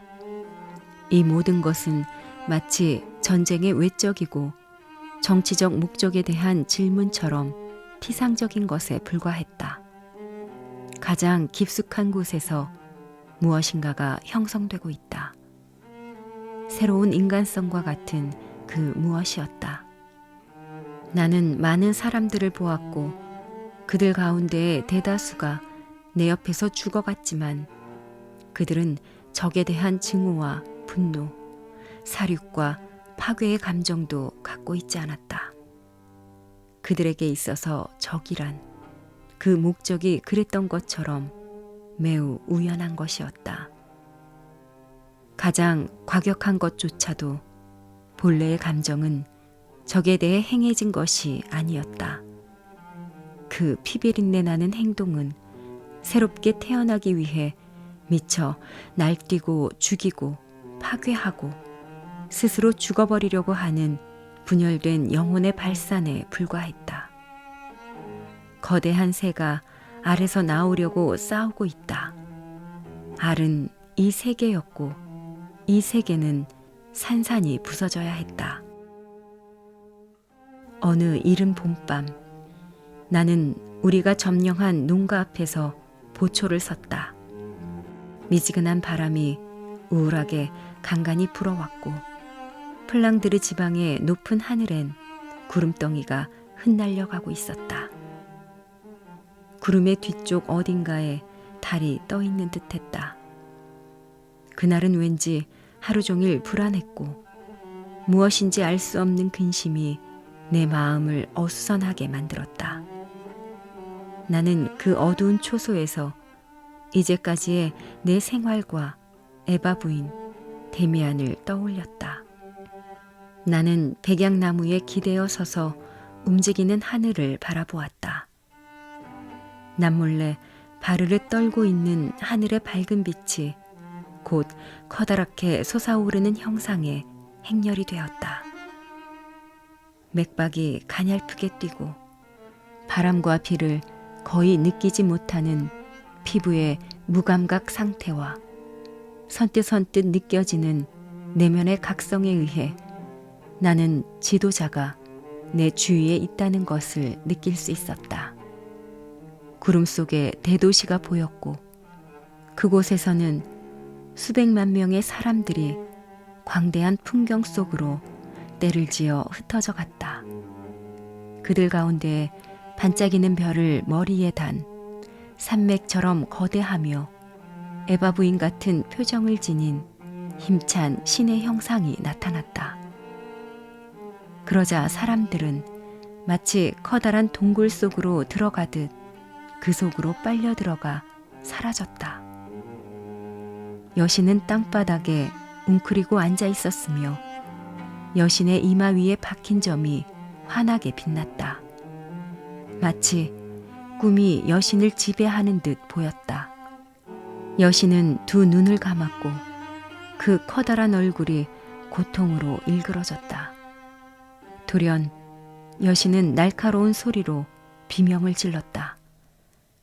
그러자 이마에서 수없이 많은 반짝이는 별들이 튀어나왔고 그것들은 아름다운 활 모양과 반원을 그리면서 어두운 하늘로 날아올라갔다. 그중 별 하나가 날카로운 소리를 내면서 내게 쏜살같이 똑바로 날아오며 나를 찾는 것 같았다. 그것은 굉음을 내며 수없이 많은 불꽃으로 장렬했고 나를 솟구쳐 올렸다가는 다시 땅에 내동댕이 쳤다.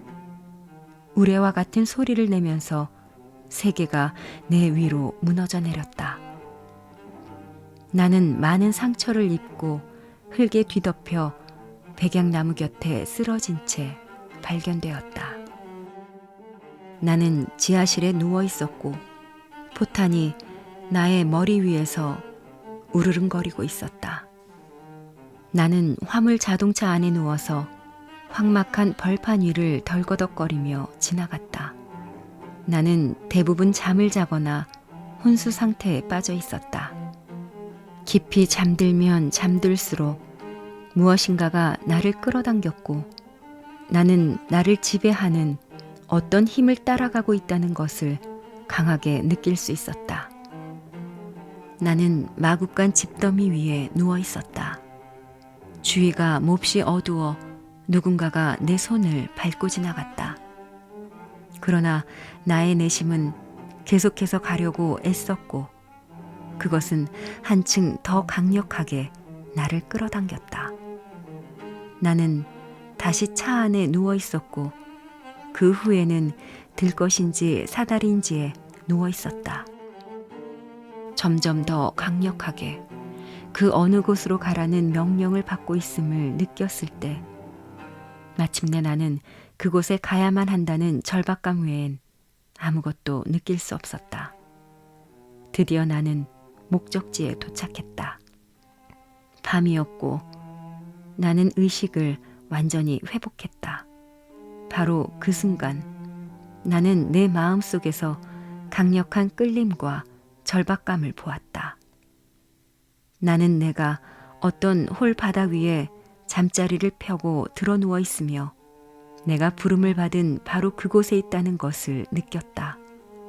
나는 사방을 둘러보았다.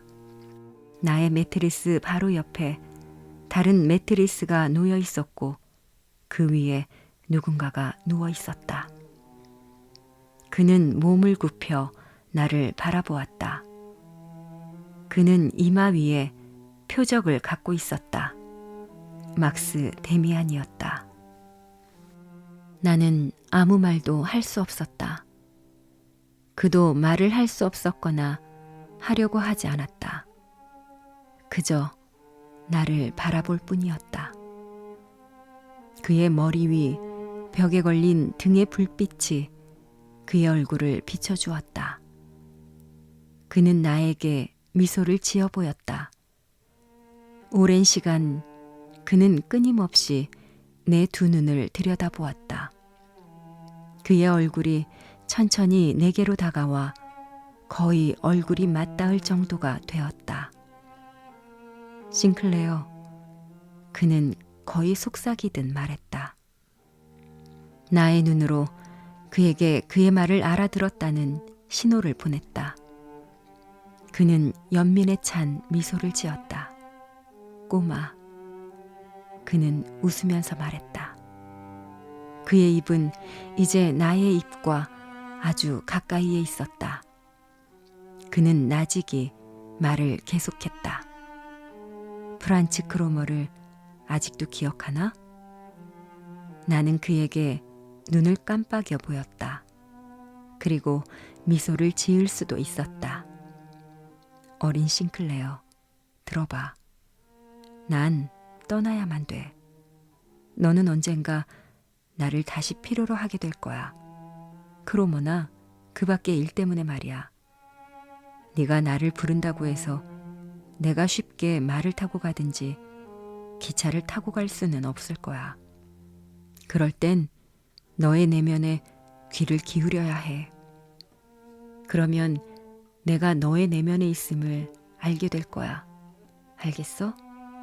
그리고 조금만 더. 에바 부인이 부탁했어.